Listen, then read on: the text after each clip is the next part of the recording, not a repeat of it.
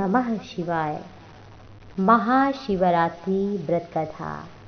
देवाधिदेव महादेव भगवान शिव की पवित्र, प्राचीन और प्रामाणिक कथा इस प्रकार है। पूर्व काल में चित्रभानु नामक एक शिकारी था।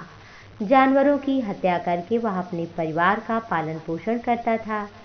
एक साहूकार का कर्जदार था, लेकिन उसका ऋण वो समय पर न चुका सका। क्रोधित साहूकार ने शिकारी को शिवमठ में बंदी बना लिया। संयोगवश उस दिन शिवरात्रि थी।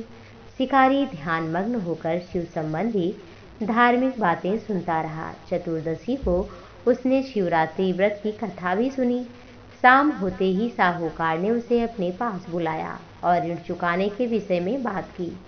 शिकारी अगले दिन सारा ऋण लौटा देने का वचन देकर बंधन से छूट गया। अपनी दिनचर्या की भांति वह जंगल में शिकार के लिए निकला, लेकिन दिन भर बंदी गृह में रहने के कारण भूख प्यास से व्याकुल था। शिकार खोजता हुआ वह बहुत दूर निकल गया। जब अंधकार हो गया तो विचार किया, रात में जंगल में ही बितानी पड़ेगी। समय यहाँ पर वह वन में एक तालाब के किनारे बेल के पेड़ पर चढ़कर रात बिताने का इंतजार करने लगा। बिल्व वृक्ष के नीचे शिवलिंग था। शिवलिंग वृक्ष के पत्तों से यानी बिल्व पत्र से ढका था। शिकारी को उसका पता न चला। पड़ाव बनाते समय उसने जो टहनियाँ तोड़ी वे संयोग से शिवलिंग पर गिरती चली गईं। इस प्रकार दिन भर भूख प्यास से शिकारी का व्रत हो गया और शिवलिंग पर बिल्व पत्र भी चढ़ते गए। एक पहर रात्रि बीत जाने पर एक गर्भिणी हिरणी तालाब पर पानी पीने पहुंची। शिकारी ने धनुष पर तीर चढ़ाकर जो ही प्रत्यंचा खींची, हिरणी बोली, मैं गर्भिणी हूँ, शीघ्र ही प्रसव करूंगी। तुम एक साथ दो जीवों की हत्या करोगे, जो कि ठीक नहीं है। मैं बच्चे को जन्म देकर शीघ्र ही तुम्हारे समक्ष प्रस्तुत हो जाऊंगी, तब तुम मुझे मार लेना।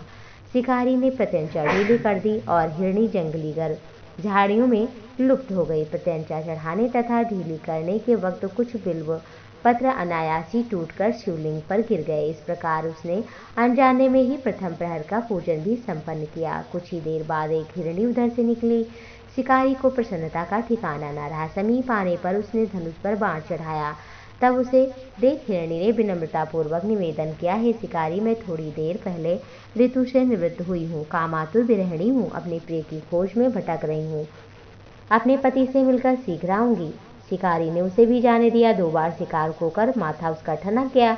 चिंता में पड़ गया। रात्रि का आखिरी पहर बीत रहा था। इस बार भी धनुष से लगकर वह कुछ बेलपत्र शिवलिंग पर जा गिरे। दूसरे पहर भी पूजन संपन्न हो गई। तभी एक हिरणी अपने बच्चों के साथ उधर से निकली। शिकारी ने यह एक स्वर्णिम अवसर समझा। उसने धनुष पर तीर चढ़ाने में देर नहीं की। वह तीर छोड़ने ही वाला था कि हिरणी बोली, है शिकारी, मैं इन बच्चों को इनके पिता के हवाले करके लौट आऊंगी, इस समय मुझे मत मारो। शिकारी हंसा और बोला, सामने आए शिकार को छोड़ दूं? मैं मूर्ख नहीं हूँ, इससे पहले 2 बार अपना शिकार खो चुका हूँ। मेरे बच्चे भूख प्यास से व्याकुल होंगे। उत्तर में हिरणी ने कहा, जैसे तुम्हें अपने बच्चों की ममता सता रही वैसे मुझे भी। हे शिकारी, मेरा विश्वास करो, मैं इन्हें इनके पिता के पास पहुंचा दूं, फिर लौट आऊंगी। हिरणी की दीन बात सुनकर शिकारी को दया आई। उसने उस मृग को भी जाने दिया। शिकार के अभाव में भूख प्यास से व्याकुल शिकारी अनजान में ही बेल वृक्ष पर बैठा बेलपत्र को तोड़ तोड़कर नीचे फेंकता जा रहा था। पौ फटने को हुई तो एक हृष्ट-पुष्ट मृग उस रास्ते पर आया। शिकारी ने सोच लिया कि ये उसका शिकार अवश्य करेगा। शिकारी की तनी प्रत्यंचा देखकर मृग बोला, हे शिकारी, यदि तुमने मुझे पूर्व आने वाले 3 मृगियों तथा छोटे छोटे बच्चों को मार डाला है तो मुझे भी मारने में विलंब न करो, ताकि उनका वियोग मुझे सहना ना पड़े। मैं उन हिरणियों का पति हूँ। अगर उन्हें जीवन दान दिया है तो मुझे भी कुछ क्षण का जीवन दान दो। मैं उनसे मिलकर अवश्य ही तुम्हारे सामने उपस्थित होऊंगा। मृग की बात सुनकर ही शिकारी के सामने पूरी रात के घटनाक्रम की बात घूम गई।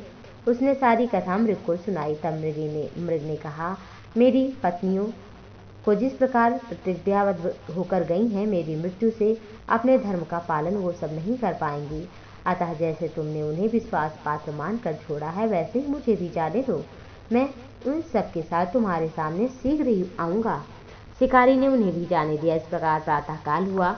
उपवास, रात्रि जागरण, शिवलिंग पर बेलपत्र चढ़ने से अनजाने में शिवरात्रि की पूजा भी पूर्ण हुई।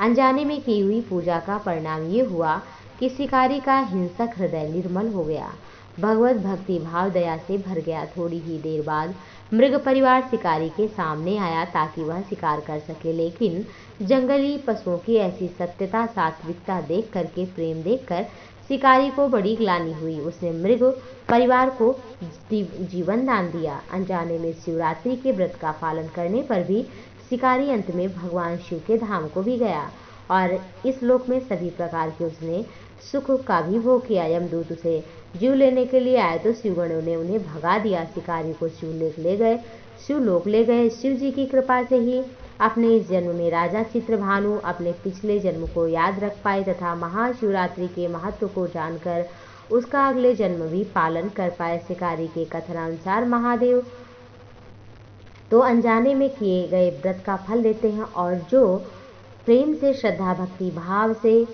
जागरण करता है, महाशिवरात्रि के दिन दूध, दही, घी, शहद, जल, गंगा जल, बिल्व पत्र, शमी पत्र, अक्षत, दक्षिणा, ऋतुफल, आरती, पूजा इत्यादि करते हैं, वो भगवान शिव को अवश्य ही प्रसन्न कर लेते हैं और उनके जीवन में फिर किसी चीज़ की यहाँ कोई कमी नहीं रहती। अंत में भगवान शिव के परम धाम को भी जाते हैं। देवादिदेव महादेव भगवान शिव अति दयालु हैं। भगवान शिव का नाम है आशुतोष, यानी कि आशु शीघ्रम तुष्यति इति आशुतोष, जो सर्व श्रेष्ठ हैं, सबसे जल्दी प्रसन्न होने वाले देव हैं। उन्हें देवों के देव महादेव के नाम से जाना जाता है। तो ये व्रत जो भी करते हैं उनके मन की जो भी कामनाएं होती हैं, जो भी इच्छाएं होती हैं, भगवान देवादिदेव महादेव उनकी सभी कामनाओं की पूर्ति करते हैं। कर्पूर गौरम करुणावतारम संसार सारम भुजगेंद्रहारम सदा वसंतम हृदयारविंदे भवम भवानी सहितम नमामि। ओम नमः शिवाय।